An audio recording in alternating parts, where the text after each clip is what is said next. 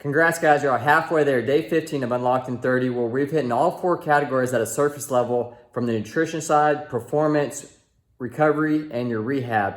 And I'm excited because at the end of day 30, I'm transitioning to more of a real in-depth program that's going to be called Unlocked Move, where you learn a lot more in depth of each category for those that are interested.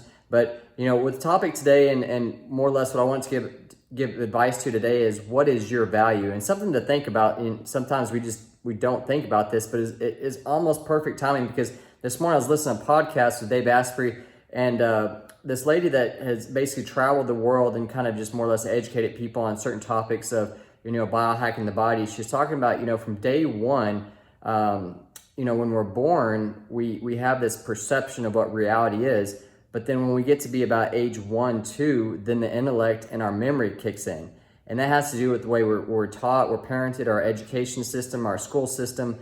But from day 2 on, we kind of lose the reality of perception of what stuff is. And we start labeling stuff because we use the intellect of what is this worth? What's the value of it? What are we going to call it? And then, we start memorizing stuff. So we use our intellect more than our actual perception. And so we lose value of certain things. And I think for the most part, and I think it was great for today's topic because a lot of us lose value in what we're worth.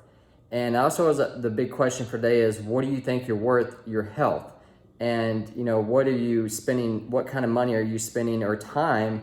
Because time can be a lot more in many people's eyes worth than the actual monetary part, because we can't buy time back, but on yourself. And so the big question now is that, I want to actually go in reverse. Usually I start with the nutrition side, but today I want to talk about the medical side because it's like a never-ending thing at work where clients come in and they're just frustrated with our medical system. And, I always just tell people, it's like, look at the big picture, from not just physical therapy, but the whole medicine, healthcare system it's triage. We have to keep, the whole goal is to keep people from dying. And that's just reality of it. When you have so many people, you're limited on resources or people to help. What are you going to do when you're at worst case scenario and you have all this to deal with? And so, for example, one of the guys this morning is a firefighter, and we were just talking about different situations where, he's going through on a daily basis and the big decisions they have to make. Ultimately, the other guy that, maybe suffering over here or they're in a dire situation, if it's not life-threatening compared to the other person, they may be put in a different situation. Then that trickles down to how do people get billed for certain instances. So, on the flip side, this guy that came in this afternoon, we're just talking about, something that I thought maybe I should just share real quick, because a lot of people don't look at this with health insurance coming up. If you haven't enrolled, you don't have a plan, and now Medicare is pushing out the enrollment plan. So for people to jump on, and then all the different health insurances are now their big promotion. So you really think about this, because a lot of people don't understand about the deductibles, the co-pays. They're spending all this money.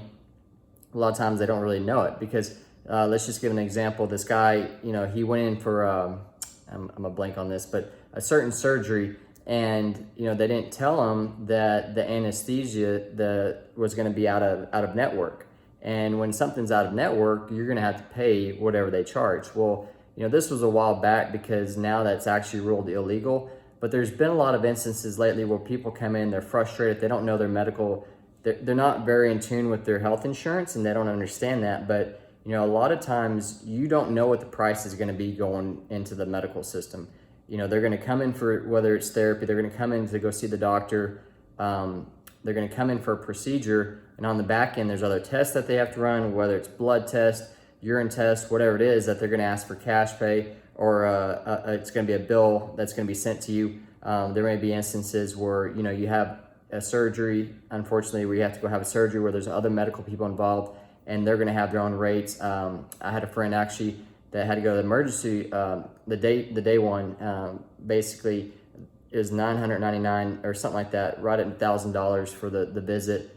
And then they sent him 2 bills that were exact same price, but ended up being so it kind of blew off the other one, ended up being that the physician had their own price that was exact same for the price of going to that ER, the day ER. So that was double the price I thought it was going to be. So there's a lot of instances where this stuff adds up. And kind of where I'm going with this is, a lot of people don't think about this, but, they're putting price tags on a lot of these services that they're doing or certain items that they're buying. And so to avoid, getting into certain situations, think about this is like, what are you putting toward yourself? How much are you spending on yourself versus maybe you're spending on your car, maybe your clothes, maybe your trips, maybe your home, just different items going and eating out. For me, I personally, don't get me wrong, I put certain limits on. I say I don't put a limit on how much I spend on food or nutrition, but there's a certain point you kind of have to budget and be like, okay, does this really make sense? I would guess like right now, I took out the estimate of how much I'm probably putting toward nutrition on a daily basis is probably around $1,000 a month. And so, that's just my personal, how much I spend right now. I know not everyone's going to go do that, but it just depends on your situation. And, for example, today I had a couple items come in, noni juice and greens. And, these are two of my favorite. Noni is more like an alkalizing blend. And so is greens. It's also got a high source of calcium, but the more alkaline, more less acid your body takes, the less it breaks down over time.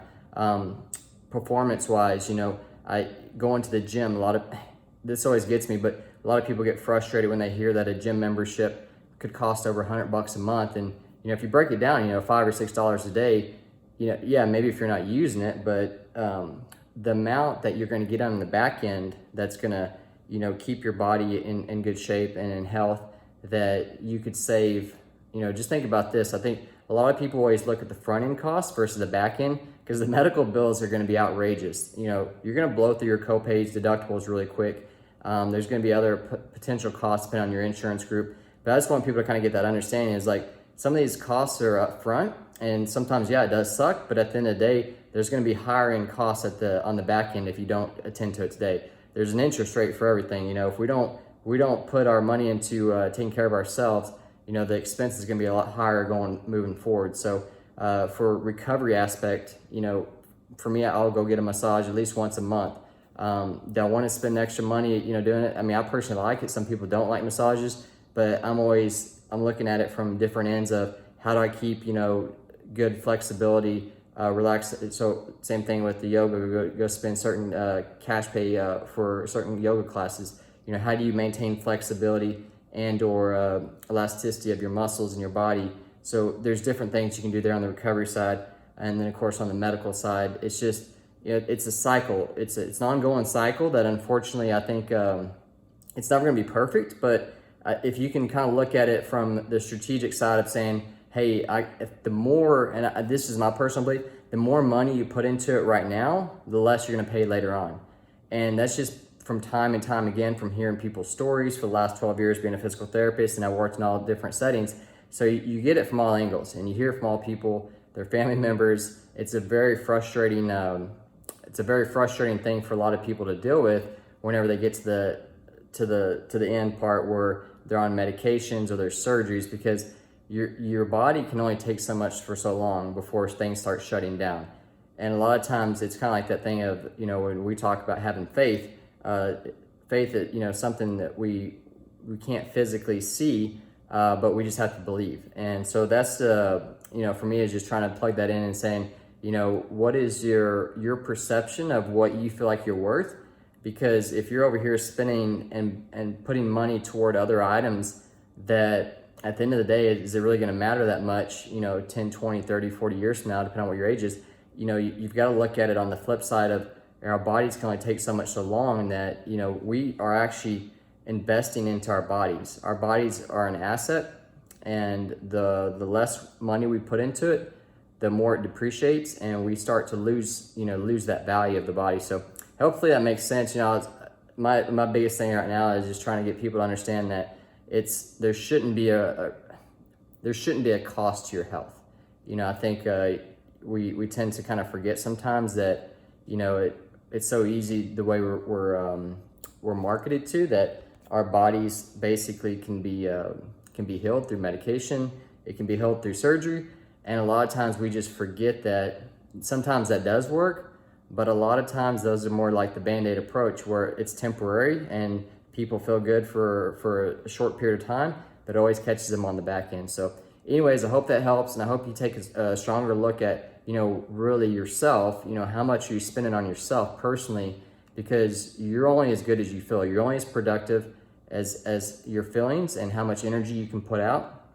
And just like the lady was talking today on the podcast, she said when we're able to perceive things, we use a lot less energy than when we have to intellectually think about something.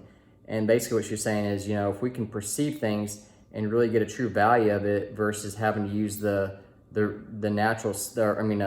system we've been taught over the years of intellectually trying to label everything and give a value to it, then in return, our bodies are using less energy and it's less taxing on the body. So, what is your value? How do you perceive yourself? And what do you think you can do to improve that? Hopefully that helps, and I look forward to seeing you on the next one.